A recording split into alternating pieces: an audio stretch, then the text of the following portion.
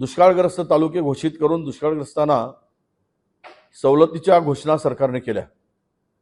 या घोषणा संपूर्ण कागदावरच आहेत, प्रत्यक्षात मात्र त्याची अंमलबजावणी होताना दिसत नाही। हे आता नगर जिल्ह्यातील अनेक गावांमध्ये बळजबरीने अधिकाऱ्यांनी वसुलीची मोहीम सुरू केल्यानंतर लक्षात आलेलं आहे।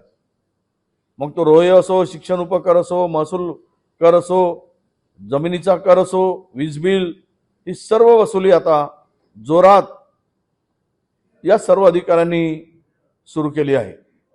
सरकार जर निर्णय घेत असेल तर तो निर्णय खालच्या स्तरापर्यंत जात नाही का, हा खरा प्रश्न आहे। एक तर सरकारने, शासनाने, शिंदे फडणवीस आणि पवार सरकारने अधिवेशनामध्ये फार मोठा गाजावाजा करून काही शेतकऱ्यांना फार काही दिल्याचा आव आणला आणि प्रत्यक्षात मात्र शेतकऱ्याच्या तोंडाला पाणी पुसण्याचं पाप या सरकारने सुरू केलेलं आहे।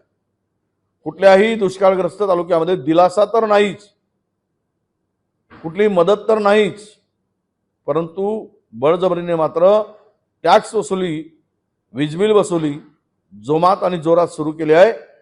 या संदर्भात सरकारची भूमिका ही निश्चितच शेतकऱ्याला उद्ध्वस्त करणारी आहे आणि शेतकऱ्यांना मदत नाही तर शेतकऱ्यांना वाऱ्यावर सोडणारी यांची भूमिका आहे। याकडे शेतकरी बांधवांनी अशा नालायक सरकारला अजिबात सोडू नका आणि याचा बदला घेण्याची वेळ आली नक्कीच या लोकसभेमध्ये।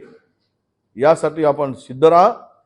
जो जो शेतकऱ्याच्या मुळावर उठेल त्याला त्याची जागा दाखवण्याचं काम शेतकऱ्यांनी करावं, असं आव्हानही मी या निमित्तानं करतोय।